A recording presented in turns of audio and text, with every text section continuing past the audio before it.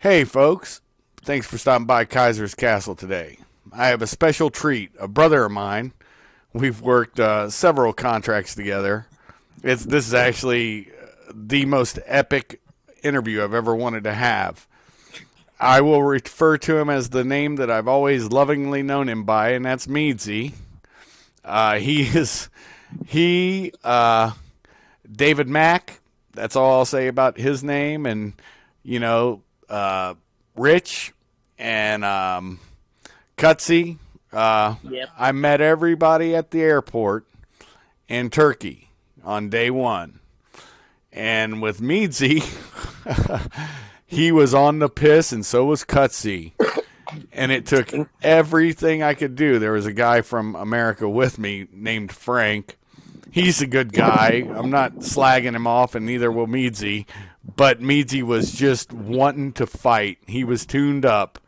And we left there and went into Iraq. And we were all tuned up by that time. And I had to do everything I could to keep him from getting arrested upon entry. But with that being said, here's my brother from the UK. His name is Meadsy. And just introduce yourself to my audience, man, on Sword Point 9 in Kaiser's Castle. And welcome to it, brother. Hopefully you're tipping into a libation. I am. Thank you very much. I'm glad to be on your show. Yeah, I'm just having myself a nice Somerset cider as normal. I'm English, so we always drink. What can you say? That's been a good thing in my experience with you because we've gone on the piss quite a few times. Oh yes, yes. That I can't believe how drunk I was going into Iraq that day. But it could have been my last time drinking, so I was making the most of it. But It was what can you epic. do? It was absolutely epic and marvelous. That's a fact. Now, what's your impressions upon the shittiest company either of us have ever worked under? Give your impressions, and then I'll throw mine in, brother. And tell about the first couple days on the rocks, if you remember that Oh, situation. yeah, yeah. I do, I do. Well, I remember sitting there. There was me, Catsy, you, Rich, and there was some hillbilly guy. I can't remember who he was, but he got canned on the first day, I think. But we arrived at the shittiest company in the car park, which we more or less stayed at for 4 days. Going back to our tent, I remember you was in the bunk opposite me, and your admin vortex. I've got a picture of it somewhere. Of you sitting there with all of your shit just everywhere around you. The place was a mess. But yeah, it was fucking brilliant. I loved it. Oops, sorry, am I allowed to swear? Yeah. You swear all the time, motherfucker. I love you. Hey, one thing, yeah, when he talks about my admin vortex, it doesn't change, folks. In Kaiser's Castle, I am surrounded in the war room, but I take, what was it, 4 bags that I always Stuff like fly that, with? yeah. Yeah. I go there with 2 is one is none. That is what I like to call it, and sometimes I have to have the wife send me more. That's it. That's it. Hello? Yeah, Oh, we're still doing it, man. yep. Yeah, if it sounds like I cut out, it just means that I'm muting for you to speak. Right, Yeah, yep, yep. I yeah. thought my phone had cut out then for a second. I was like, damn it. No. You're good. You're gold, brother. No. Anyways, to clarify, my admin vortex. There was many times people needed to borrow something from me, and I had another one. Here you go. I didn't care because that's what contracting You did. is. You had the magical bags. Been doing Everything it. you needed. Go to Shuff. Shuff's got it. Yep, been doing it for a long time. And I just knew, but the coolest part was the bonding that we all had. I mean, look, Yeah, Dave yeah, Mack now is what, a male model and a speaker for a bodybuilding company. yeah. Rich is massive. All you guys are doing epic. I mean, you're fucking massive. The last time we talked on somewhere, and I Yeah. saw, but you guys all got the sleeve tats. I mean, you guys just went whole hog, and let's. Yeah, I'm just halfway through getting a shit like a sheet of armor going down my arm across my chest and on my back. Nice. So that's gonna look epic. Well, I Yeah. still have my back tat. Cool. Yep. Oh, do you remember when we finally did get off the rocks? And it was because of Rich. Rich actually, remember he fucking bawled out the motherfucking Yeah. boss. I can't remember. Yeah, I can't remember his name. And he turned around to Rich, didn't he? And he was like, "What do you think you can do a better fucking job then?" And Rich said, "Fucking A, mate. Fucking A. Give me it." And he took him in there, and I'm like, "Oh, he might be getting fired like old Hillbilly did." And that's what we all thought, wasn't it? It was like, yeah, he's getting sacked. Yep, they took us to a tent somewhere, and yeah, and had us unpack. We didn't have sheets, blankets, pillows, and all of a sudden, Rich comes in with sheets, blankets, pillows, and he's like, "We're here, mate. This is where we're gonna be." And all of a sudden, we're like, "Nice." And one of the funny stories I love to tell was our first breakfast. After we, went to that place, we used to walk through the cut in the fence to go to eat at the DFAC. And after they kitted us up and whatever the bullshit they did with that shithole company. But the interesting part was we're sitting there at the table and I'm talking about my coon dog Spot, and here's David Mack, he's black, and all you guys look at me when I say coon dog, and I'm like, yeah, we hunt coons all the time in America, and you're like, jaws are dropping, and I said, you don't have raccoons in your country? I didn't know that, honestly, and you go, no, and I didn't even take what I was saying the way you guys were, and David Mack, without fucking stopping a second, eating his cereal, he's like, I know what the fuck you're talking about, Shuff. You're idiots. And he looks at you guys like that. And the only thing that was funnier than that was that motherfucker slept in a nude without a blanket every fucking night.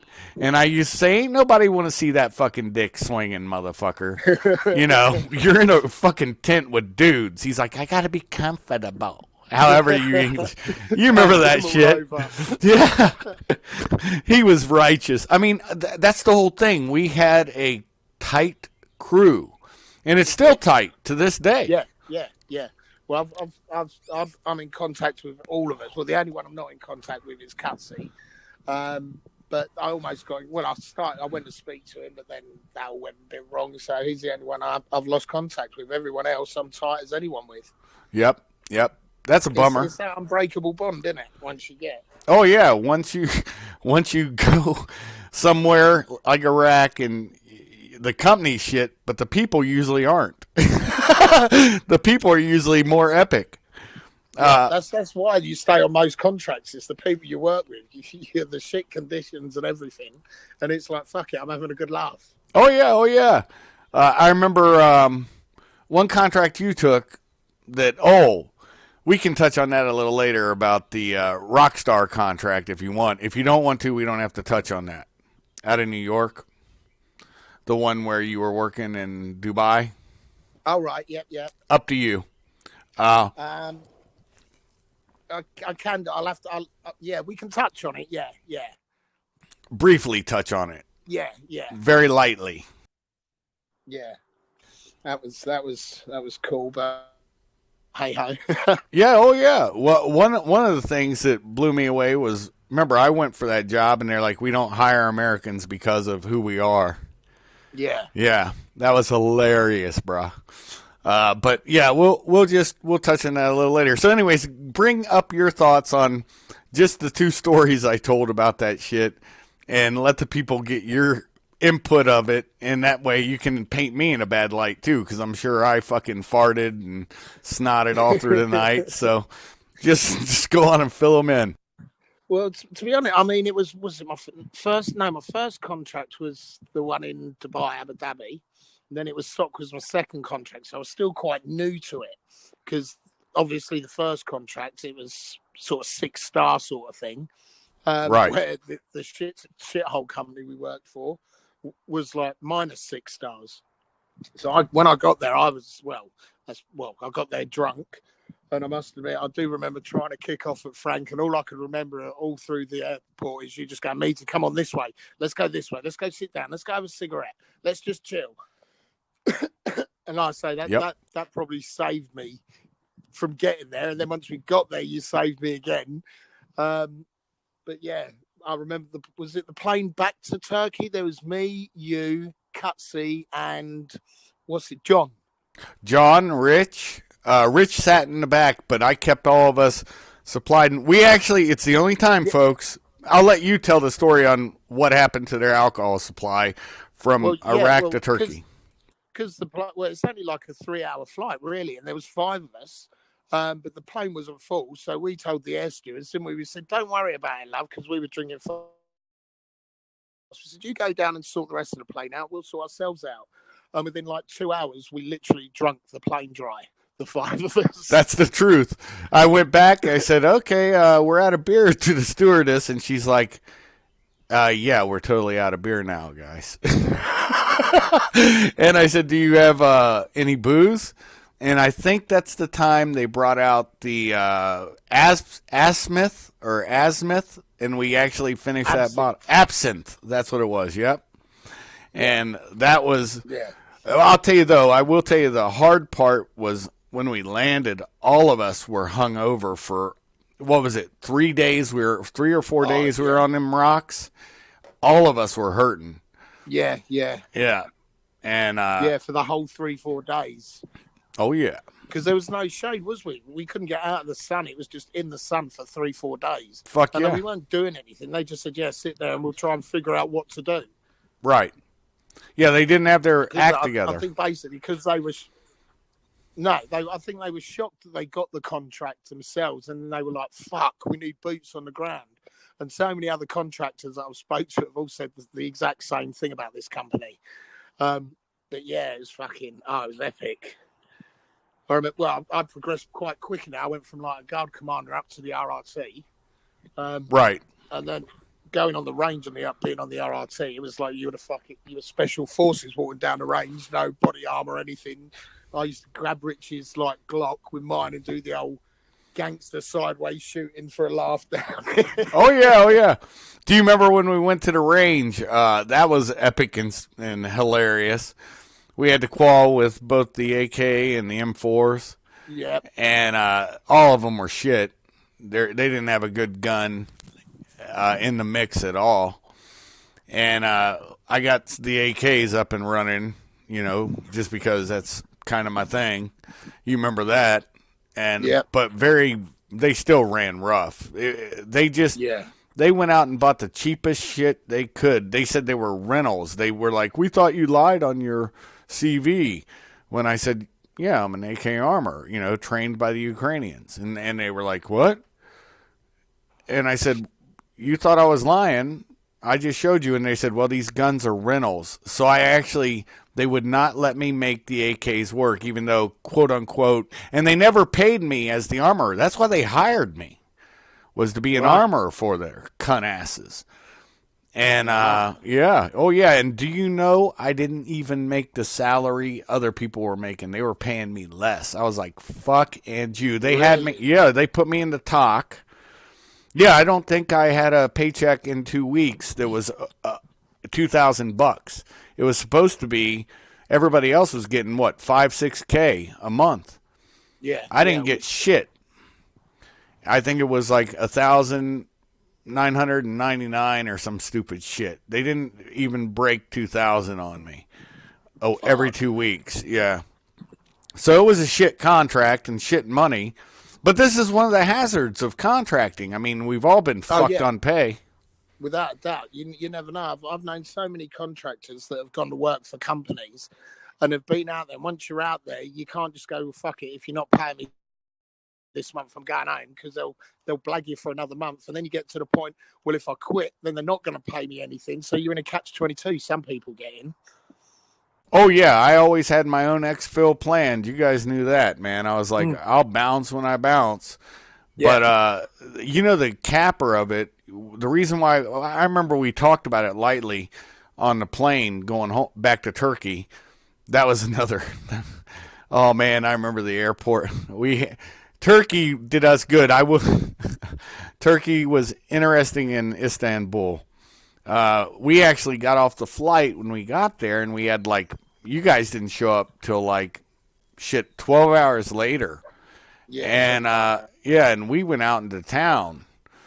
And Frank had been drinking. I'd been drinking. I can't remember the one dude that we had that he was a former Army Ranger. He was that young kid that I have in that one photo. And I don't even know what they did with him when we got on the ground because he like disappeared. Not sure. Yeah, he was never on the rocks with us, if you remember right. And yet we were all hanging there.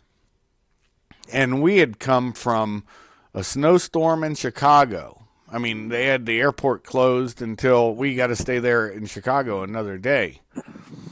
And oh yeah, it shut down the airport and was it? I can't remember which airport it was that we flew out of. I think O'Hare, but I could be wrong. Damn, it's been so long, dude. Dude. This was over 10 years ago. Yeah, yeah. So I think it was 2009. Yeah, January of 2009. Yeah. Yeah, when we all met. Yeah. That's a long time, man. I've been doing contracting for 10 years now. Fuck Jeez. yeah. Imagine that, brother. Can you imagine just the amount of terrain we've stomped and what we're going to do in the future? Because we do have projects lined up. And that's another thing, man. That's the one cool thing is in contracting with other contractors, the bond you build, you also try to pull the same people you worked with in with you because it never stops. The gel always bonds you. You know, the tough times are the adversity is what makes the brotherhood, I think. Your thoughts? Yeah, I completely agree with that. Every contract I've been going on, I've always said, like, do you need any more guys and tried to get. I would say it's normally the same sort of 4 or 5 guys that I've worked with. I've worked with loads of other guys, but the bond, I don't know. I don't know if it was just the 4 days on the rocks that gave us this extra bond. Because, like I say, I've worked with other people before, and I've worked from on longer contracts, but the bond just isn't there, if that makes sense. No, it absolutely does, man. Because that adversity in the beginning, we all realized this is shit from day 2, and we're all hung over. That was so funny. I've never had a hangover last for over a day. No. That was probably one of the worst times of my life. Oh man. I remember when we were going through outward customs, we're all sober as judges, and then we hit fucking Turkey. And did I ever tell you, or did John ever tell you about what happened when we got to Turkey? Because he didn't have a hotel to stay in, and it was a 24-hour layover for both him and I, because he was from that state or Canada, yeah, that country up north from me. Yeah. And he's like, "Shuff, I need a place to stay." I was like, "Well, you're staying with me. Come on, man." And then he was a smoker, and you know what he told me after the morning we wake up? He goes, "Shuff, I'm no longer a smoker. I quit smoking." And you know what? He did. And he goes, "It's because of you, motherfucker. You don't stop smoking." Yeah. That's what he said, bro. That's for real. That was some hilarious shit, bro. Yeah, I haven't seen John in years. I mean, I never worked. I don't think John does contracting anymore. I'm not sure. No, wherever he lives, I've talked to him twice. And last I talked with him, well, he went on a couple contracts. I helped him find one once. You know how I do. Yeah. And anyways, the interesting part to me is that he became a fireman. All right. Yeah, so he doesn't even have his old account. He uses his brother's name, because, they look at things differently than we do. And on his social media, you probably still have him. We'll talk offline, and I'll tell you what name to look under. Right. But like I said, he's using, I believe, his brother's name, if I remember right. And I could be wrong. But yeah, I'd love to do one big fucking chat with everybody one time and just tell stories and Tell some lies. Off each other. Yeah. Oh, but man, oh my God, that was some funny shit, bro. Yeah, they put me in the ADOC, the Area Defense Coordination Office. Yeah. And then they bounced me from there to, I was going to run ECP 13, I think it was. Yeah. And I went in, I had to fill out, they had me doing towers too for a long time, walking up and down them fucking towers. Yeah, that's what I started doing. Yeah. Yeah, I think that was my first gig too. I think we were on separate shifts if I remember right. Yeah. Right. Yeah, and then they put me into the ADOC, and they said, well, you're going to run ECP 13. And I was like, cool. I got a picture of it somewhere. And, with the whole ECP layout behind me. Yep. And I'm holding an embedder. Remember those fucking things? Yeah. And dropping code every fucking 5 minutes. But, I'm probably exaggerating, but, they were shit radios. But the Motorola's were more reliable, honestly. But the funniest shit was I get out there and I come back and I had to train some of my Ugandans. Remember them fuckers? Yeah, yeah. And, they may have been fuckers and whatnot, but they, they deserved whatever. They deserved to have access. And I actually went in there to put their training records up, and I opened the bottom drawer in the company office. And remember, I had worked for Immigration and Customs before that. Mm. And the bottom drawer, all of a sudden, remember the Ugandans never had their passports with them. And I never understood that either. And because you'd have to check their IDs and all that shit, right? Yeah. I opened that bottom drawer, and there's all their passports. And I look over at the program manager, and I'm like, what the fuck is this? Because, now I'm out at the EZP on the project there. Yeah. So I'm that project manager. And he goes, it's their passports. They'll lose them. I said, no, this is human fucking trafficking. I said, yeah, pretty much. I said, tomorrow, window or aisle. And just per chance, I got my aisle seat. Guess who was leaving with me to go back to Turkey? All of the guys I came with, except you guys went to work for a different company, right? Aye. I jumped across to, I think it was Sabre. That's what it was. Yeah, Sabre, because John went, Rich went, you went, and Cutsy went. Yeah, I got Rich a job with Sabre, and then he got John a thing. But it was me first, then Cutsy came. Yep. Then it was Rich, then John. Yep. I remember that. Yeah, but their first cabin, fucking hell, it was just like a couple of port cabins with just like wire fencing around it in the middle of the fucking desert. It was fucking shocking. But epic. Yeah, it was epic. Oh fucking hell. I'll come back one time and it's a dry country out there, but everyone brings a bowl for duty free. Right. We come back and they were having a barbecue. And I think I ate something like 12 steaks off the barbecue. One of the South African guys was cooking. They were delicious. And I bought a bottle of JD back. And one of the guys said, I bet you $10 you can't drink that. Well, I was challenge accepted. Of course. I woke up at 4 o'clock in the morning outside the fence on the desert floor, covered in sand flea bites, still drunk. I was like, what the hell am I doing outside a camp? I'd sneak back into camp. Nice. Get showered and that. Walked into the boss's office. He said he could still smell the alcohol on me. Kicked me straight out of the office. Told me to go to bed for another day. He was just like, get out. So I was like, sorry. That's funny, man. Since then, I've never drunk on a contract before again. Exactly. Well, here's the thing. I always find a way to have a little imbibation. But, I remember my first contract in 05 and 06, January of 05 to March of 06, I believe, if memory serves. Anyways, with a visit with Chris in between, in Europe. And that was something that's always, anyways, We used to sit up in Mosul at the police academy there. We were training Iraqi police. Yeah. And up in Mosul, that was strictly a training mission because it was off the chain. It was worse than Baghdad, honestly. I used to call that the most violent place on planet Earth until I went to Combat Outpost Taliban in Afghanistan. But just because of the amount of attacks, you know. I was in Mosul last year.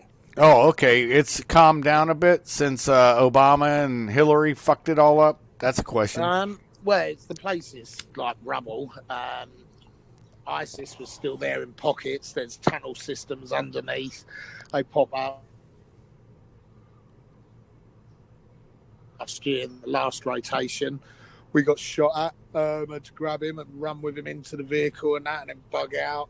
They sent over a little drone, like, you know, the ones you buy in the shops that the public can buy. With this IED underneath it, ready to drop that on us.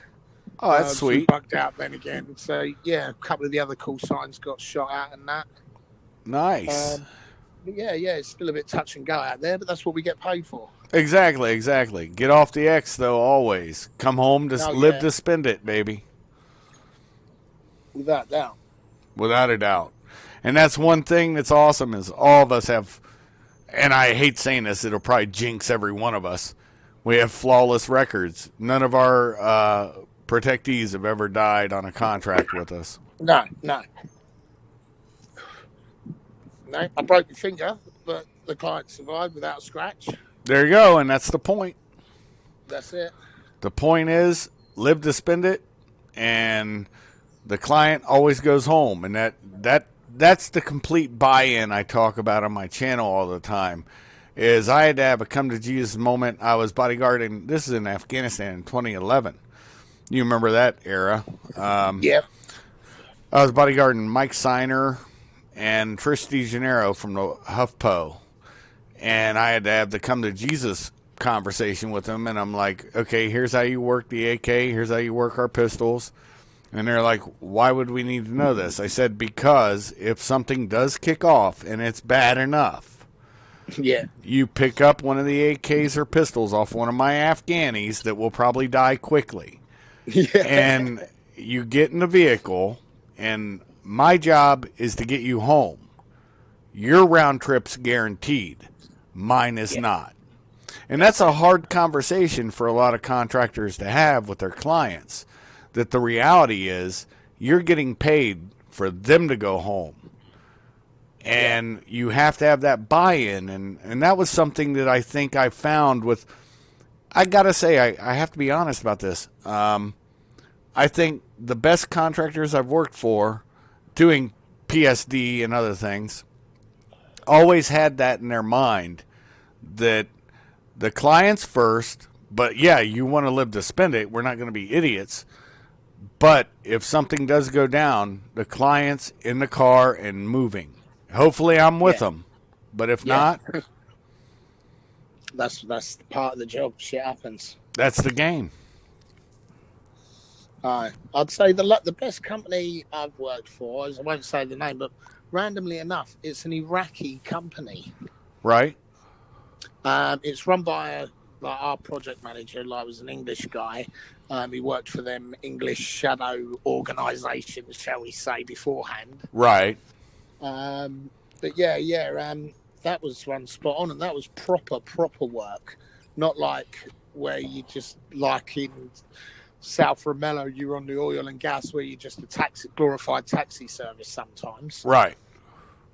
This was actually you'd go out, you'd make up your own your own ICP, instant control point. Right. Make that safe, cordon off a road. You were going in 4 vehicle moves. So there's 8 of you, plus the clients. You'd make up your own ICP, and then you'd walk out with them while they were going defusing EODs and and IEDs and trip white mines and what have you. Excuse me. So that was probably the best contracts I've gone on and the best run. But then the guy running it, the project manager, was top notch as well. Right. He was a little spooky though. Yeah, yeah, The interesting thing is my best project that I've ever worked on, bullshit you not, hands down, was an Afghan company, Watan Risk Management. I don't mind saying who they are.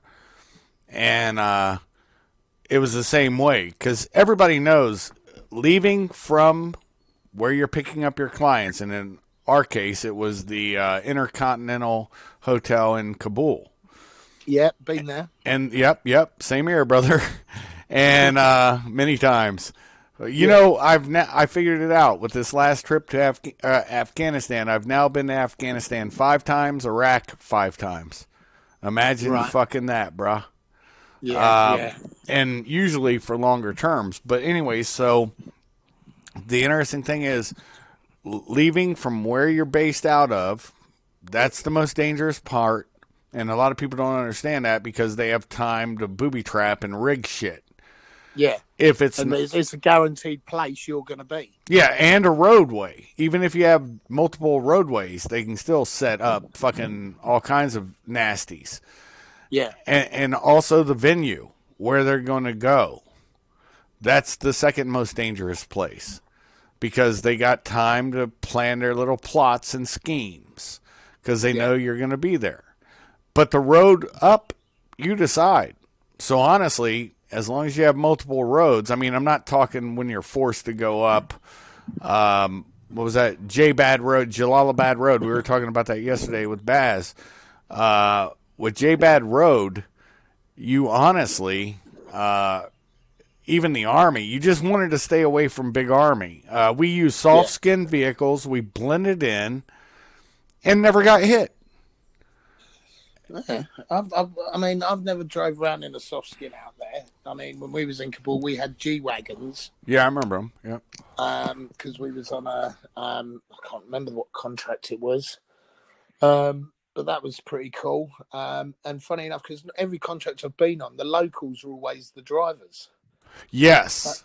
But actually, it was a UN contract. But with this UN contract, we drove. So it was like me, my 2IC in the vehicle, and the client in the back. So it was one vehicle moves. And it was an armoured G-Wagon. But it didn't look like your normal Toyota Land Cruiser that everyone uses. Right. What we used were Afghani. The drivers actually owned the cars. Right. That's where Watan really shined. But they were, Afghani plated with Afghani. Like I said, it was just me and my 2IC, and the rest of the team were Afghans. Yeah. And 2 or 3 man vehicles. Sometimes we had 4, depending on what was going on. Like on election day, we went around with everybody, and I think we had 4. If memory serves. I could be wrong. But most of the time, we scooted in 2. And you just wanted to stay away from Big Army because I'll never forget, I was with a brother of mine.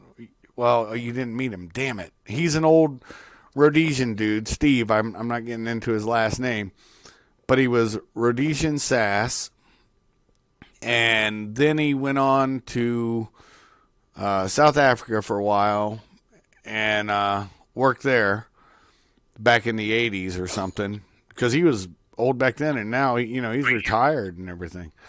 But just awesome dude.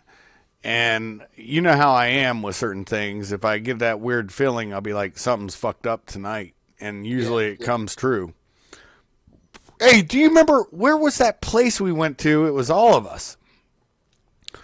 It was like, almost like a bunch of shops we all went to one night.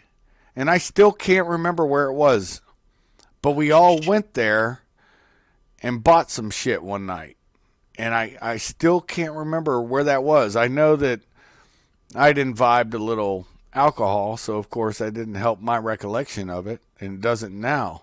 But I just remember it was like an oasis of all these shops. We go through it, and we buy some shit, and then we return to where we were working at back then. I still don't remember that. No, that's not ringing any bells. Shit, I thought you were with us. No, I might not have been. It was outside Baghdad. Um, Shit. If you don't no, remember, then and I seem to remember you guys with me. So but my memory's fucking bullshit anyway. mine is I, too. So I mean, I'd be no good on if somebody accused me of murder. What did you do on the 15th of January, fucking 2006 at 7 p.m.? I barely remember what I had for breakfast some mornings. oh yeah, same here. No, I'm just saying I can't remember either, brother. But I just No. remember it was a good time. I can't remember where we all went, but I could have sworn it was me, you, Rich, and Mac, Dave Mack. And I just can't remember where it was. And I know it was off base. Not sure. I want to think it was near that CIA listening post outside of base. Yeah, Remember yeah, up I the know. hill? Yeah, yeah, yeah, yeah, with all the antennas and that. Yep, I yep, remember. Yeah. It's kind of ringing a bell now. yep. I can't. I can't place it either, bro. No, no. They were like 2-story buildings, and there was like 6 of them in a row, and they had these shops. You know, that's where I bought one of the hookahs that I sent home. So that's Yeah, yeah, that's sounding familiar. I do remember you buying one. yeah. I just fuck, man. I can't remember either, man. Let's get off that because Yeah, I'm starting yeah. to spiral into trying to figure out where the fuck it was and who I was with. But anyways, that being said, we actually the good thing about contracting is when you're off duty, when you're not doing anything, uh, it is one of the coolest fucking things to just hang with your bros. Yeah, And I remember we'd pull out our chairs and sit out in front of our tents and just chew the yeah, fat. yeah, yeah. Yeah, tell You stories. can't beat. But then, I mean, back then you used to get excited and that. Like once you had use of the vehicles and that, and you'd all go up to one of the other camp like bases on the VBC, and you'd all go for a coffee. Yeah. And you've seen the pictures on like Facebook millions of times, like the old what was it, the green bean? Oh fuck yeah! That I don't Yeah, drink coffee. Everybody knows that. But I used to go with you guys, and I'd always have a diet Pepsi. I'd take yeah. some from the DFAC. But you just get excited. It's just one of them things. It's the simple things when you've got nothing that Yep. matter. Hmm.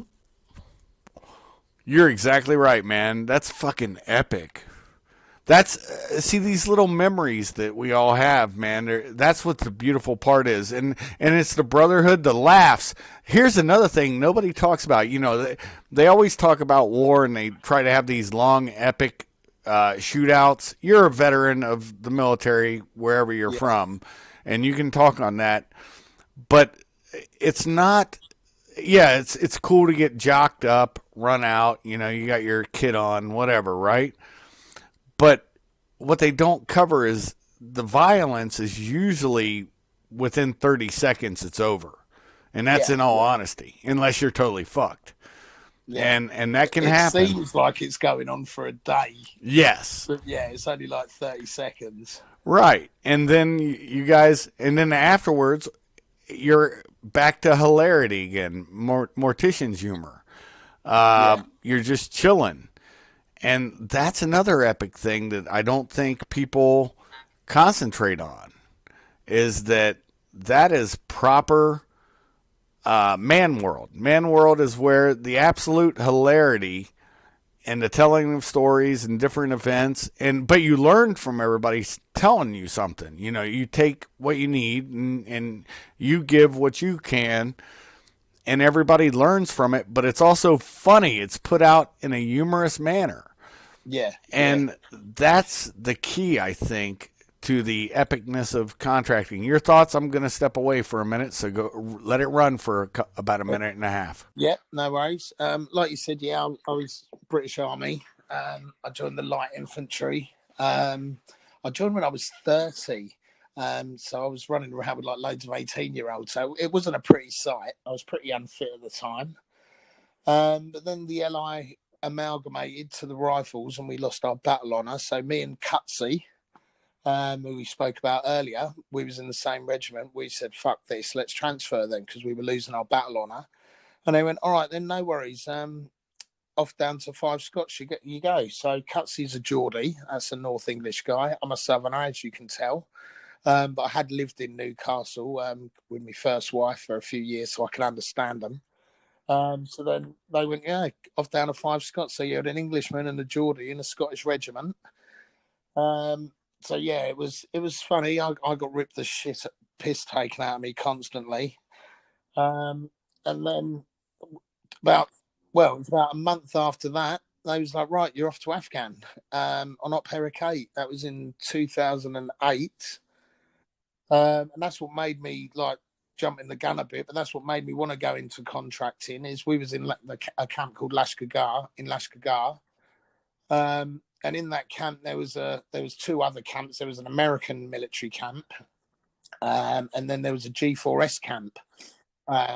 And we used to see them walking around in 511s. They had G36s with the see-through magazines. Yep. Going out once a day in vehicles and that, coming back and chilling out. And I was like, fuck me, I'm going out 4 or 5 times a day on foot with like 120 pound on my back in 50-degree heat. I want that kind of life. So then when we got back in 2009, I signed out and then went contracting. We all have our stories, yeah. Yeah. I mean, some of the stories, like in Afghan when we was in the army, was on foot patrol through Lashkar. It was night time, and my corporal I was on point, and my corporal, there was a ANP checkpoint just round the corner, and they're trigger happy as fuck, them lot. And Yep. my corporal shouted, he was like, right, Meadsy, he goes, let them know who you are. He goes, so they don't shoot us. So I've just poked my head around the corner and went, oi, it's Meadsy, don't shoot. Nice. Corporal, when you fucking idiot, I'm in Shout British Army. Nice. It's Meadsy, don't shoot. Yeah. I was like, well, he said introduce myself. Oh man, we were talking about my kit earlier and something came to mind. Meadsy was always a prepared contractor. I'm going to go here because it was fucking funny and epic. Everybody's going over to Meadsy's bunk. And I'm like, what the fuck are they doing? So I don't know, maybe 4 or 5 days into it, I'm like, Meadsy, why is everybody coming over to... Oh, they just want a little bit of porn. And I'm like, what? And you're like, yeah, this is back when you had to have a cooler. You had to plug the damn thing in for 1.5 gigabytes of porn. And I was like, oh, really? You got porn? He's like, yeah, you want some? I said, throw some on my thumb drive. I gave you a thumb drive. And you just picked it out. Some of this shit, dude. Oh, my God. I was quite OCD with my porn, like, back then. I had folders in separated folders. With that. Oh, man. I learned at an early time in contracting, your worth in contracting is the amount of porn you can carry around and swap with the guys. Well, that was the funny thing because it threw me back. I went to the Blackwater house one time because of things that I was doing at the time. And I'll never forget, they had a big sign out in front of the in their team house. Yeah. And it said, no surfing porn. You know, do not surf porn or something like that. I can't remember how it was phrased. It's irrelevant now. But every laptop, due to be talking to his wife on Skype, the Skype is up in front, but the porn's in the background. Yeah. And it was all the way down. All the way down. And I just started chuckling. And my one bro's like, yeah, dude. He's like, that's... Everybody does it just because it says don't surf porn. And I remember I used to play, you know, shit on loop, you know, music. That was back when YouTube, and that I actually should bring that back where you could listen to songs on loop. And then they screwed that up a little bit. So what we all used to do, and we had this Bible thumper on, this is in Alcoot. And we had, dude, it's still to this day the fastest internet I've ever had from DynCore. I'm not bullshitting you, and Alcoot was. that fucking shit, you just thought about it on a Google search and it popped up. You didn't even, typing's irrelevant almost. I'm being facetious, but you know what I mean. Yeah.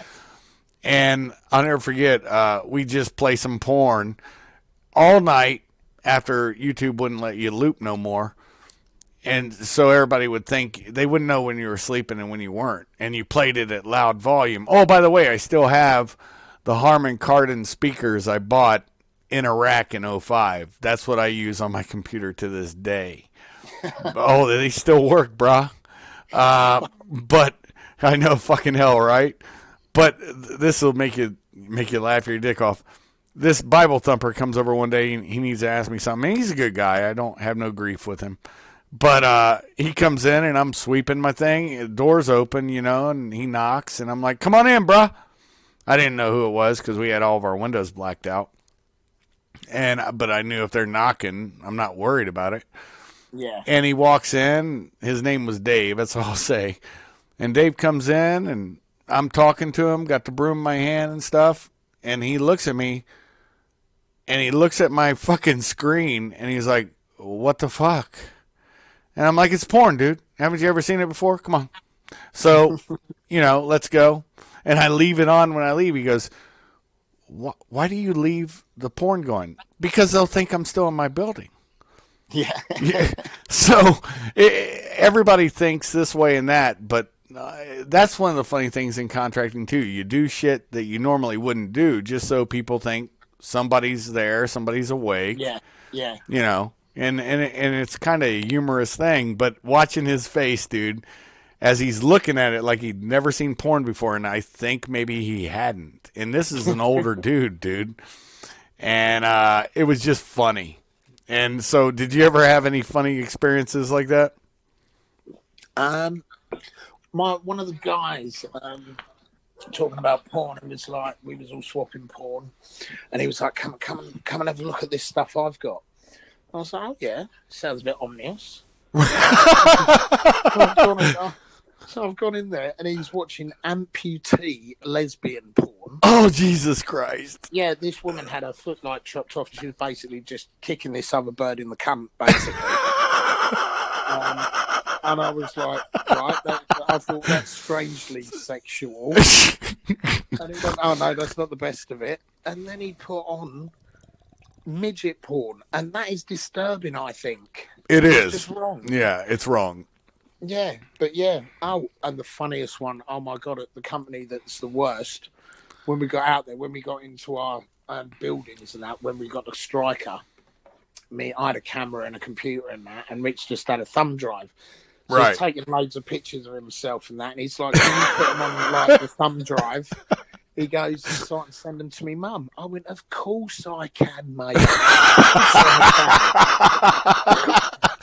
So I went to my room, set the camera up, stripped stark bollock naked, and held like me rifle in front of me cock and that, and you could still see me cock hanging down the bottom by the trigger guard and took a couple of pictures and strategically placed them on the thumb drive that he was going to send to his mum. Nice. And anyway, I've got dressed again, gone out. I've gone, there you go, Richie, mate. He's like, oh, cheers, brother, thanks, nice one. I'm like, no worries, you can count on me. Anyway, I've gone back into my room. 20 minutes later, he's banging on my door going, you fucking cunt, you cunt. After that, he put my name on one Viagra, or my email address on one Viagra website, and for 3 years, I used to get about 1,000 Viagra emails every day. It took me 3 years to block every email address that just kept coming to me. Bastard got me back. Oh, I can see that. Knowing Richie, that would have been hilarious, dude. Yeah. I remember we all used to talk to each other's parents and shit and wives, and we still do. I mean, that's just, we trust each other with our lives and actually our money and our wives because we know it's that true of brotherhood. But the funniest thing, man, was like, we maintain friendships and in a bond. It is a brotherhood in all manner of speaking. And but man, some of the get backs you get in this brotherhood, If you fucking torque somebody, they're gonna torque you right back. That is epic. I can just see Rich. Ah, I got you, mate. I got you. Yeah. Yeah. I was like, fuck, I can believe it for 3 years. Oh, the hell? I had a dude one time. This will make you laugh. I had a dude one time. What'd he do? You there? You there, bro? Yep. Cool, Sorry, cool. No problem. I had a dude one time set up a fake account for me. And the wife's like, what's up with this? And I'm like, what? No. I take it back. It wasn't my wife at first. Never mind. A bro of mine who I'd worked with was like, hey, man, are you on this site? And I'm like, no, what the fuck you mean? And I know who did it. I'm not going to say on the air, but I know who did it, and I will get him back someday when I figure out how to. Yeah. But he somehow surfed a picture of just a cock shot, whatever. Yeah. And then put my name on it, dude, and my email address linked to it, all this weird shit. And my bro's like, yeah, man, you got a whole... And I'm like, no, I don't. And he goes, yes, you do. And he took a picture off my Facebook. Do you remember the picture that I had of me? My son took it. We're out by the fire, and it had the smoke rising out. That's the picture he stole. That's why I know who did it. And so that's the cover photo. Then the cock shot right next to it. Nice. Yeah, and it's even a shirt and shit that I don't even own. So I'm like, okay. And I show my wife, and my wife's like, what the fuck is that? Because me and a bro of mine one time, we were just trolling. And this is in 2005. We actually set up on some weird dating site. I can't remember what it was. But we were both posing as, I just got out of prison. I need a girl that understands the strong hand coming down on their face if they fuck up. Stupid shit. But it was, I just got done doing 10 years. Just stupid, weird bullshit. And, dude, women were actually throwing us invites and shit. Like they could save us. Oh, yeah, you come live with me, you'll be fine. And our wives were laughing about it. They were clued in completely. But they were finally like, you guys got to take this down. Will's wife and my wife, they're like, take the shit down because these girls are serious. And, you don't want your image out there. So we took that shit down. Well, anyway, so this one gets alerted to me. I show my wife, and my wife's like, you motherfucker. I said, dear, it's on Facebook. And I said, look at the cock. Look at it. Look at it. It's not mine. It's not mine, baby. It doesn't have any, it's not cut from a vasectomy, I unfortunately, unlike many people who have vasectomies, normally it's a 2-cut. Yeah. But my doctor... This was my vasectomy doctor's name. No bullshit. Dr. Ball. I'm not fucking with you a bit, dude. That was his name. And I go in there to get my shit cut. And motherfucker's like, well, I do a single cut. It aids in fucking, healing and this, that, and the other. And I was a union iron worker at the time. So I'm like, cool, man. I'll get back to work even quicker. And, dude, every time he moved my vas deferens, everything, I felt it. It was like getting kicked in the balls with even a single fucking movement. Oh, it was horrible. It was the most horrible pain. And then, so I go back to work because my stepdad was an iron worker. He said, I went back to work the next day. So I was like, cool, I'll just go back to work. Fuck it. And we were putting up Mirnovo, which is a building down here, and we were putting in the footer. It's a massive footer. It was number 13 bar, and you have to walk on the corners to keep your footing as you're carrying number 13 bars. Lord knows I slipped and fell in between the bars. Oh. My bolus fucking were the size of grapefruits when I left. I had to go back and see the doc. What had happened was I got an infection once I split the fucking thing, and, I'm dirty, sweating, and all that shit. Oh, I was off work for a month and a half, brah, in the most pain. any man can ever feel. I had the bruising I got from falling there, and I just landed on my balls, honestly. That's how I landed. The bruising was up into my belly area, lower belly. It was black I'm and fucking blue. clenching my legs together, man. That's fucking, oh, shit. It was horrible, but, you know, it was funny. Now, look, in hindsight, but, Yeah.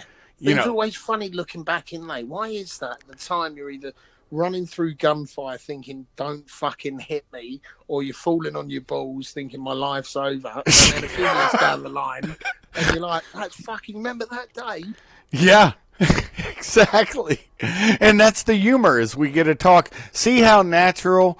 A lot of people on YouTube, man, they try to force a conversation. When you just have a regular conversation with a brother, it always sounds so much better, you know. And that's the coolest part, is, you know, everybody in Kaiser's Castle gets a glimpse into a moment in time, and of brothers. It's like a snapshot. And that's why I designed this, because honestly, writing my book, you know, I'm gonna get done with it soon.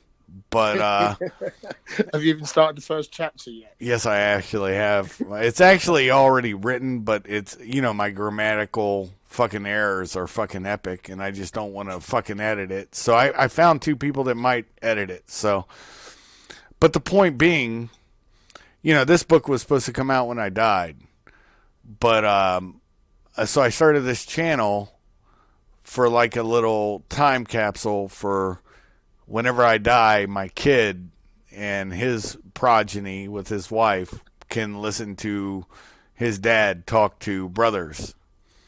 And share experiences. And that's really the design of this channel. It's very selfish. But I think, well, I've got 190 whatever people who stop in and listen, so I guess I entertain them. And that's a good thing too, you know. So, like I said, brother, you know, you were a big part of my life, you know, for a lot of reasons, and you know those. To be honest, I'm a big part of most people's lives. I'm a fucking legend. You are fucking legend. You're fucking legendary, not just a legend. So yeah, no, that's a fact, folks. Meadsy, probably one of the best dudes I've met. All these dudes that we talked about today are all on equal par, and there's many others like you've heard me talk with. And if I'm not talking to them, you know, talking about them. Yeah, yeah. It's kind of like that, man, because it's just brotherhood, and that's the important part. And that's something I think. Now, we're going to go into a sociological kind of area now. What do you think about the youth now? I mean, my son is good to go. I'm sure your children would be good to go. The youth now, I think there's a lack of... A bunch of fucking pussies. Well, there's a lack of mentorship. There's a lack of ownership. I mean... Parents don't want to give a fuck, and they just want to label their kids so they can label them for their poor fucking parenting skills. I don't get it. I get right on my high horse about this. Go on, brother. Fucking parents off left, right, and centre, I tell you. Parents give it, and they give it all that. You shouldn't post that shit on the internet because my son might look at it. He's only young. Why don't you watch what your fucking kid's doing on the internet? Right. Why should I have to watch it? Because your fucking kid's a dickhead. Do you know what I mean? Right. I totally get it. Parents are lazy as fuck nowadays. They really are. They'd rather sit and watch TV or fucking have a beer and let their kids run right than actually do some proper parenting. I can't find fault in anything you just said. I mean, I remember your mom. Your mom would have smacked the shit out of you just like my mom would have if I would have fucked up. Yeah, back in my day when I was younger, if the police caught you when you were just doing kid shit, they would smack you upside the head and go, I'm taking you home to your mum. you'd be like, no, no, no, don't tell me fucking mum, don't tell me mum. Because you know you would get a fucking arse whooping when you got back in. I swore in front of my mum when I think I was about 8, and she made me eat, chew, and swallow a bar of soap. I didn't swear in front of her again until I think I was 18, and I said fucking a sentence. And I shit myself. I was like, oh my God, I'm so sorry. She was like, it's all right. She went, you didn't swear at me. She went, you just swore in context. You're old enough to swear now. But I was shitting. I thought she was going to beat the fuck into me, and I was 18. Yep. You were blessed with an epic mom just like I was, brother, and I'm glad that we have those fond memories of our mothers, because that's, Yeah. I tried to tell my son, this is one thing, and I tell all the young men that I meet, we all in our youth will have arguments with our mothers, but at a certain time, they will pass. And it's a difficult thing, even for strong men like you and I, when our mothers pass. And it's a beautiful thing when you remember, yeah, I fucked up, I did this, but you know that with your mom's love, it's forgotten. And that's the truth. That's the truth, brother. Oh, without a doubt, without a doubt. I mean, boys are always mummy's little boys, no matter how old we are. If we fuck up or anything, we always like to talk to our mum. We don't run to them, but we like to just so they tell us, don't worry about it, it'll be all right. And it brings us that comforting childhood memory sort of feeling again. Yeah. You're exactly right, brother. You are, like I said, man, you are, we both are legends in our own minds. But you are definitely legend. We joke around about a lot of shit, but some of the shit we pulled, dude, I'm surprised, honestly surprised we're still alive on some of the shit. Yeah, well, you know. Oh, I've used my 9 lives up, I tell you. Maybe one day we'll actually get in depth on some of that shit, but I don't think that's for today. This is the entrance to everybody on a true hell fellow, well met, and honest brother. And Meadsy and I have known each other for, fuck, man, I can't even believe it's going on 11 years, bro. Yeah. I just looked at the calendar, yeah. It's not just 10. Jesus fucking Christ. That's a long ass time. Fucking like, you was handsome when I first met you. Oh, I've got a face that only fucking podcasting could love. Where there's no video. That's it. Yeah, ain't nobody want to see my ugly mush. They do you because you're still young. I remember how young you were. What was it you posted when the pictures got? I think you were the one who made the meme. Maybe I'll find that meme. I think I still got it somewhere. But the boy band meme. Oh, when we were in the on the aircraft, the airplane, yeah. I still got that somewhere. Yeah, we can use that as the cover photo. That's what we'll do then, mate. Yeah, that'll show all of our ugly mugs. Yeah. Oh man, but yeah, no, you and John were like the handsome ones, handsome John and handsome Meadsy. So yeah, you guys. Well, John's the kind of guy you go to a club with and you put a rope around him so you can pull the girls off of him when you pull him back off. That's it. He was a good-looking bloke. And you were the guy that fucking just would schmar me up to the girls and get them in their pants. If we were all young and hanging as boys. But we had a continent and an ocean a separation. So we were just brothers, lost until we found each other. So that's it. Yeah. And the thing with contracting, once you've got that bond, even if there's an ocean and a continent between us, there's never ever saying like, oh, we're never going to see each other again, because you do. You run into people that you haven't seen for 10 years on a job that you didn't even think that they would be on. Yep. That's the truth. That is the fucking truth. And that is epic. I mean, that actually is the epic part of it, because it's never a lost brotherhood as long as you maintain the ties. And that's that's the responsibility of every contractor. Look, as vets, I respect every vet globally, and even our enemies. You know this. I've told you this for years. They just happen to be fighting on a different side. That's fine. Whatever. They're a veteran of that conflict. So they get a certain amount of respect always. But with contracting, it's just like soldiering or marining or whatever you want to call it. Um, it's that brotherhood who got you through it, and they'll get you through your time at home. Yeah. And that's something that I try to really push into contractors' minds. That there was one guy, Farrell Jundy, farrelljundy.com, I think is his website. I know the guy's name. I'm not going to mention it. Anyways, good guy. He's on my page. But he was the only person for a long time counting contractor deaths. Because we are our nation's scapegoats. Yeah. And we just do it for the addiction, honestly. It's not for the love. I mean, well, you know, it's the addiction. I've said to, like, people that, like, fiancés or wives or whatever that I've been with, and they've said, do you love doing it? And I said, yeah. I said, to be honest, I went, as long as they paid, like, for instance, my food, like all your food and stuff out there, which they do. Yep. But as long as they put my half of the rent into the rent, I'd practically do this shit for free. Fuck yeah. There's something about the brotherhood when you're working with good dudes. And that's another thing they don't talk about is I know that if there was an issue globally, people would fly, and I've flown places, and you know this, to be with people that were sworn honest brothers.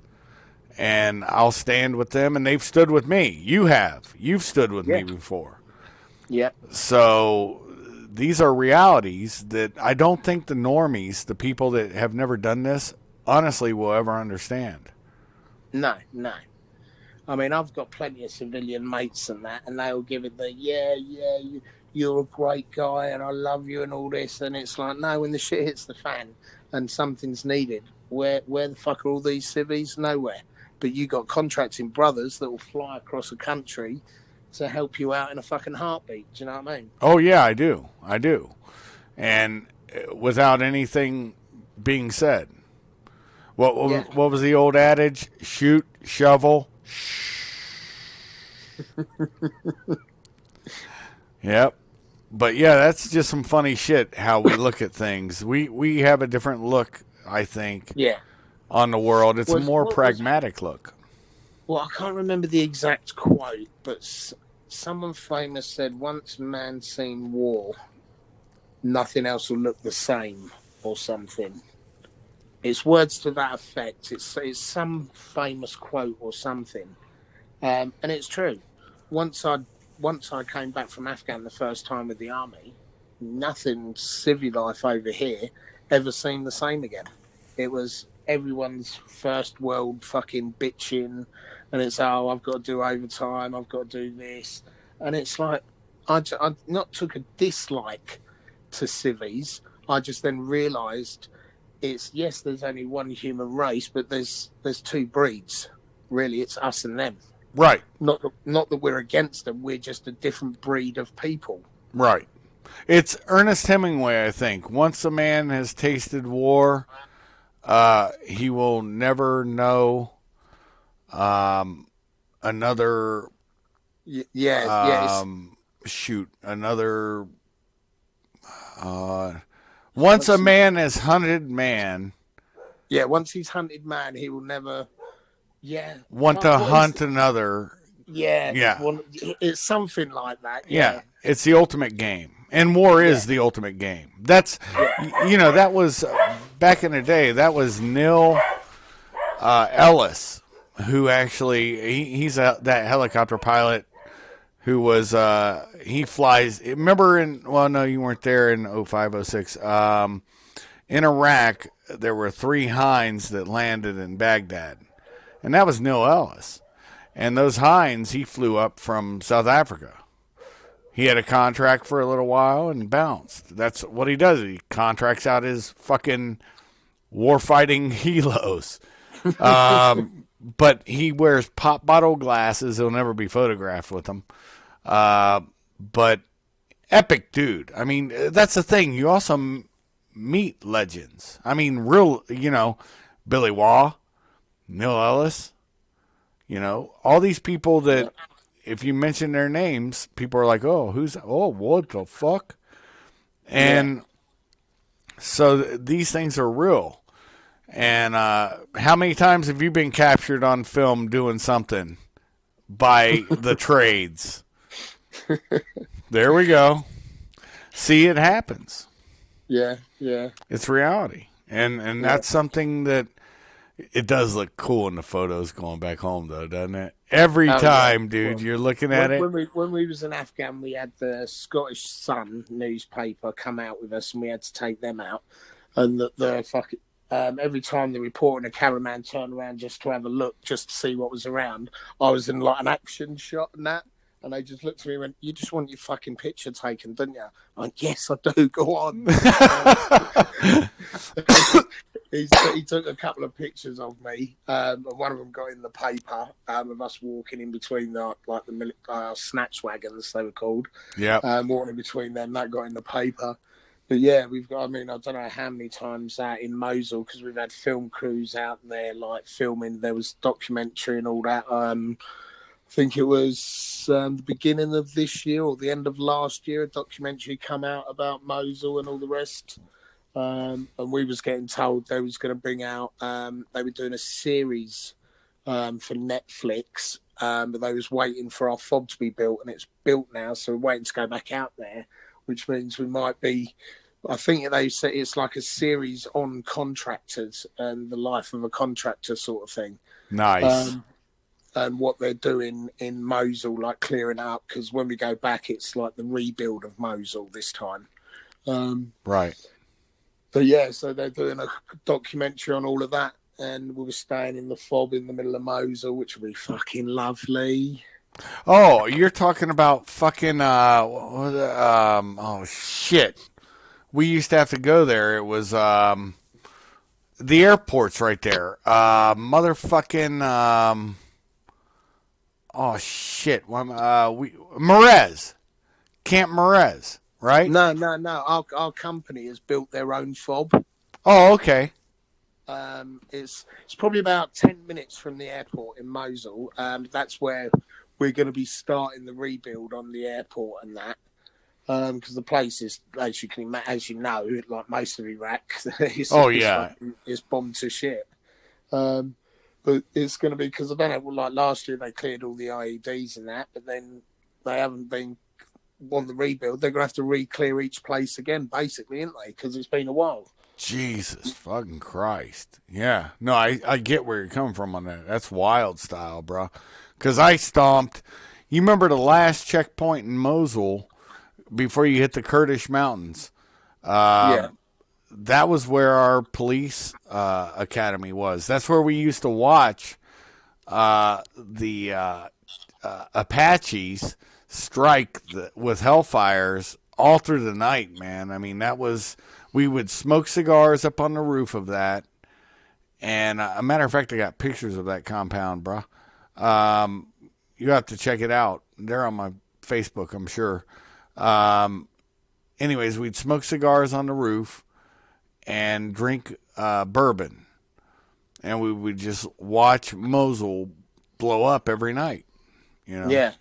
It was weird. Yeah. Well, I mean, we stay in Kurdistan while they were building the fob, staying in like a 5-star villa. It was weird because I landed at night and just thought, because they was like, yeah, you're going to be working in Mosul. They didn't say I was going to Kurdistan sort of thing. Right. So I just got off the flights, just jumped from one flight to another, got off, and that got picked off, and then we went into the village, because in Kurdistan it's all like the English Village 1, English Village 2. Yeah, where Spanish you don't even have to have a gun. No, it's completely safe. Because we have every Friday off. Me and my mate would walk down to the front of the thing, jump in a taxi and go down the mall, have like cheeseburgers and milkshakes and that, walk around. It was just weird. I was like, are you sure this is all right, mate? We're unarmed here. He's like, no, it's fine. It's peaceful as you like. Fuck yeah. It was just weird. Well, there was one incident. We just left the mall, and about 10 minutes later, some bloke pulled up in a Range Rover, and 2 other blokes pulled up either side of him, jumped out and just lit him up. Right. Got back in their cars and just drove off. So obviously he'd probably banged somebody's little daughter or something, and then went, no, I don't want to marry you or whatever. But that's the only bit of trouble that was there. No, I totally get that, man. Because were you in Sulaymaniyah? Because I went up there one time, Suli. No, we didn't That's go not to. okay. Um, I've got all of the points on my phone and that. But it was all over Mosul, but we stayed in basically in Erbil. We Oh, was okay, yeah. and what was we in Spanish? Was it Spanish Village too? I think we was in. Wow, But yeah, when we drove in there, I was like, "Where the fuck are we?" Because it looks just like an American suburb. Um, wow. it had like all ice cream shops and like little um, grocery shops and all of that. It was like, what the fuck? And then you're driving into Herbal City and it's all glass tall buildings and new builds and that. It was Yep. like, I was like, this is weird. And then you drive literally up to the Peshmerga checkpoint and that, where you're going into Mosul, and then it's all right, everyone out, body armor on, weapons ready. Yep. But yeah, it was just weird how, like in Kurdistan, you just drive around normal. Right.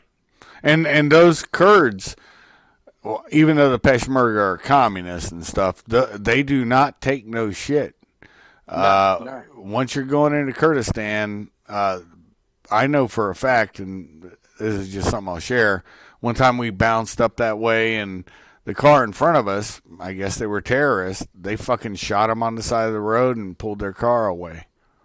Yeah. That was, they were no nonsense about it. They're like, "Yep, up, oh, you're a troublemaker." Boom, boom, Yeah. throw them out.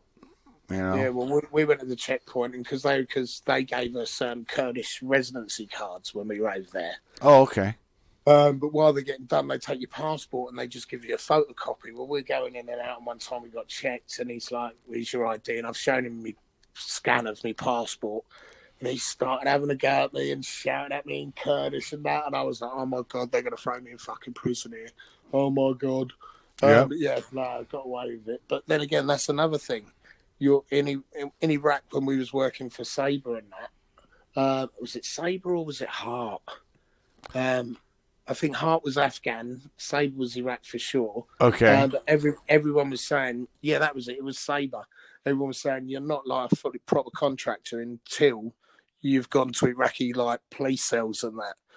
And I remember we all got our paperwork with Sabre, like your driving around paperwork was never 100%. You'd have bits of things that were okay and some were not, and vice versa, sort of thing. And we got pulled over, and the Iraqi police took us all into the police station. They let one driver stay with the cars and the weapons, put us all in these like rooms. And then all of a sudden, like a bloke walks in, spoke to the captain in a room, walks out, and then the captain called every officer from the police station into his office, shut the door, and it was a fixer, and he's like, right boys, run. We're like, what? He's like, right, I've just paid the captain to turn his back on us. He's like, come. So we've done a prison break, basically. Nice. With my team and the clients. He paid him $300. That's outstanding. I'll never forget. We were done with the U.S. It wasn't USAID contract. We were done with the Democracy International contract. Me and several other dudes in Afghanistan. This is a real fucking funny story. We go to a place called Gandermak. Look, folks, if you're going to go on a war tour and you want to go check out Kabul, Kabul is epic. Honestly, I want to be burned up and thrown in Bush Market when I die. But the interesting part was we go to Gandermak, and I went out drinking with a lot of drunks that were bigger drunks than I was, as I always do. And I'm like, so we have to turn our guns in when we come through the door, and they put them in a lockbox. It's pretty cool. I mean, it's a nice little way they do it. And you go in, you party, you drink, you have fun, whatever, right? And as you leave, you get your guns and shit. And I'm like, okay, so are we going to get a taxi or what? No. The para I was with, he was an English para. I'm not going to mention his name. He's like, I'm going to drive home. And, man, this dude was shit-faced fucked. And at night, they got all the checkpoints up. Yeah. And I'm like, all right, guys, so here's my question as we're getting in the car. And there's 4 of us in this fucking soft skin. I'm like, so when we get pulled over for drinking and driving, which is a death penalty sentence in Afghanistan, when we do get pulled over for it, what are we going to do? And he looks back at me without saying anything other than kill him. And I'm like, okay. We made it back to our barracks area, but like I said, to have somebody say something like that, and you're just like, okay, who cares? Contracting, it's the norm, isn't it, to say stuff like that. But see, that's the funny shit. People, they're like, oh, like life's that cheap. No, it's not. But it's not abnormal to hear kill them.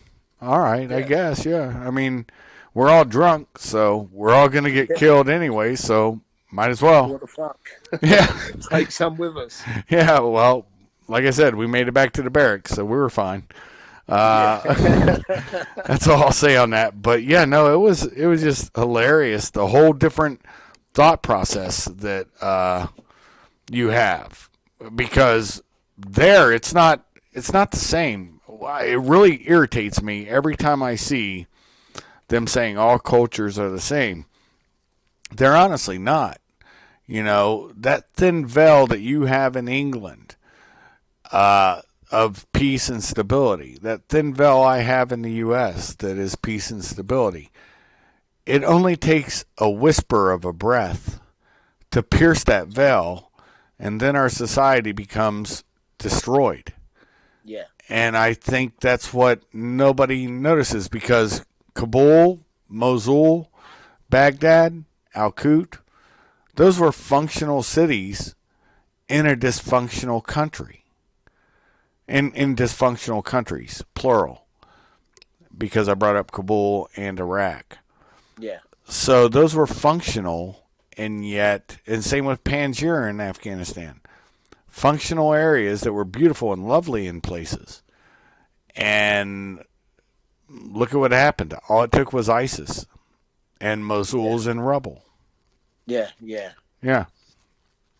One of the, it's not funny, but it's one of the most surreal things I see when I was in Mosul last year. Was going out with the IED guy. We called him Dangerous Dave. This bloke was funny as fuck. But we walked around the corner. He's like, "You squeamish?" I went, "No, mate. I do this for a living." I said, "This doesn't affect seeing bodies or whatever." We went around the corner, and it was a guy's from his waist down sitting like as if he was sitting on a big bit of rock or something, but from his waist up was missing, and there was a full bottle of beer on the rock next to him. Nice. And it was like, how the fuck did something blow his top half away completely, but not tip his beer over? Right. Did you drink the rest of his beer? I thought about it, but hey, that would have been my first thought. I'd have been like, "Oh, thanks, buddy. It'll be piss warm, but it might be good." I'll tell you that one day with Dangerous Dave, fucking hell, he done his backing.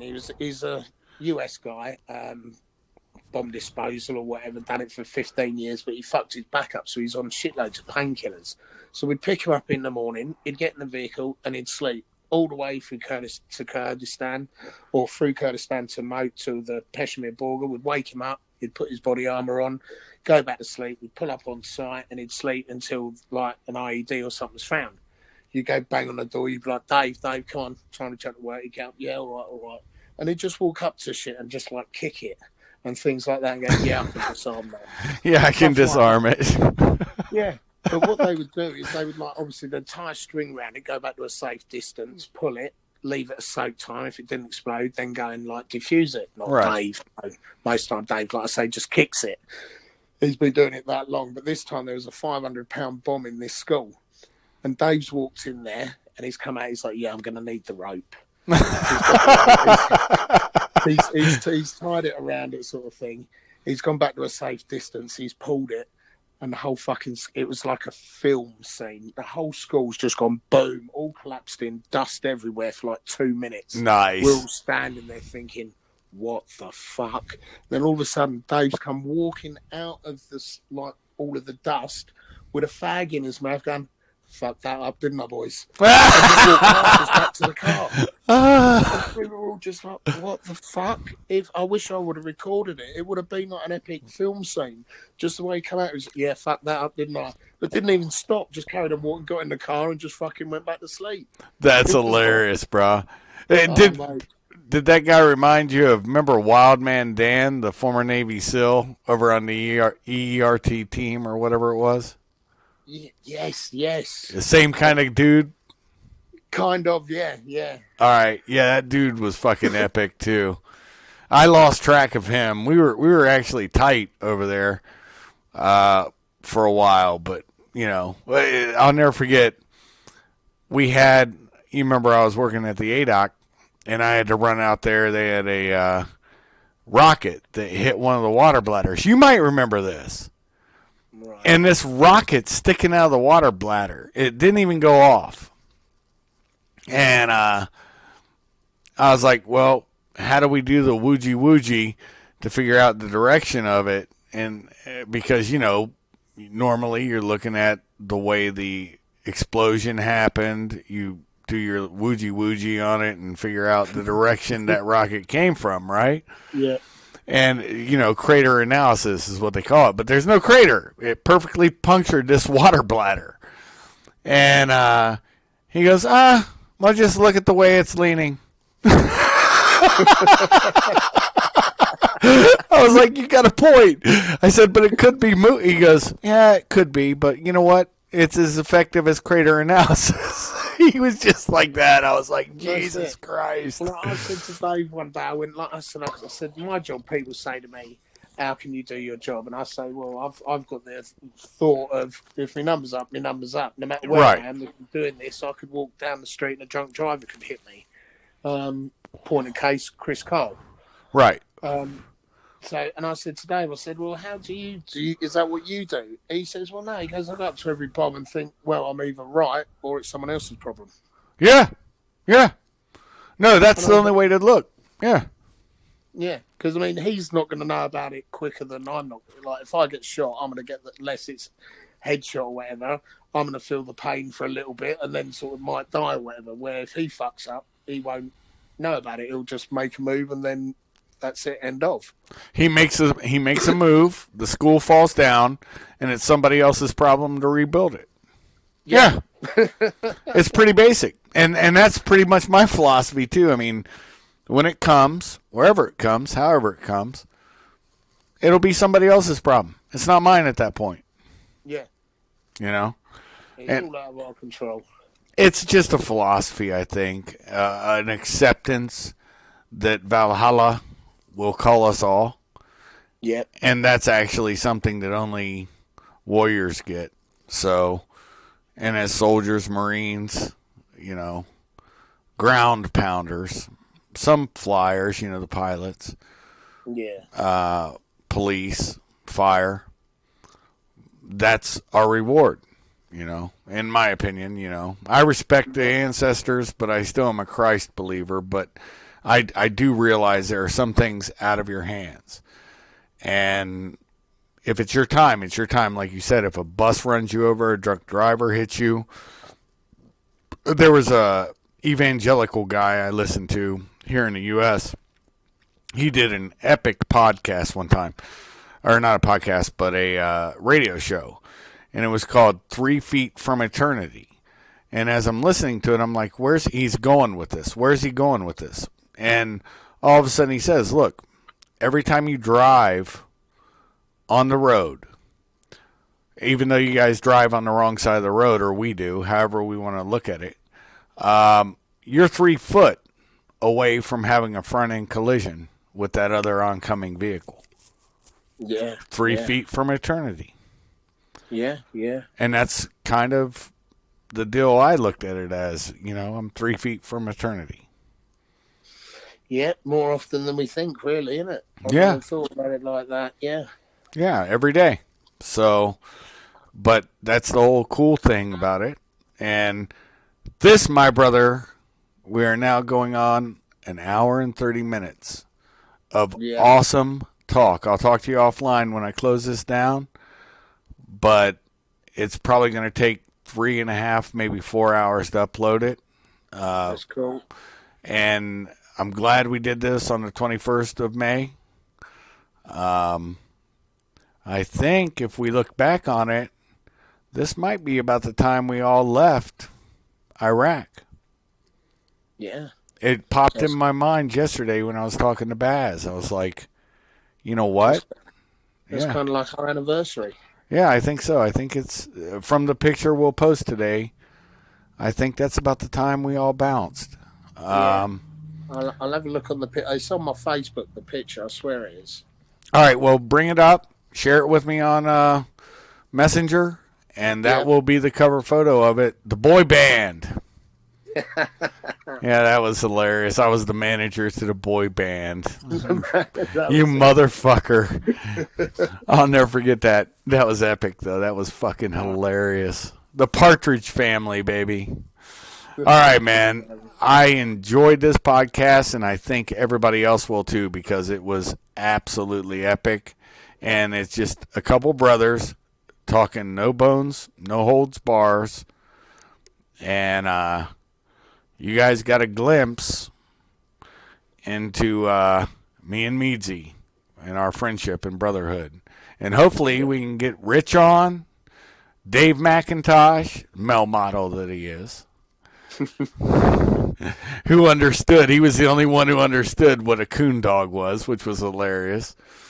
And if people don't know, he was black. That's why everybody was looking at me like, you just said coon in front of, and you hunt coons? What the fuck, Shuff? Yeah. No, we know you from the South, but you can't be Ku Klux Klan in it, dude. Yeah, that was so ridiculous. And he's like, he didn't even skip a beat. Puts another mouthful in there, and he's just like, I know what the fuck he's talking about. Shut up, guys. That's so fucking Dave. Anyways, folks, thank you for dropping by Kaiser's Castle. Thank you for taking a seat on my big orange couch. Thank you for having me. Oh, always, brother. Anytime you want, you're welcome. And have your adult libation, your soda, your tea, or your coffee. There's always room on Shuff's big orange couch in Kaiser's Castle. With that being said, Shuff out.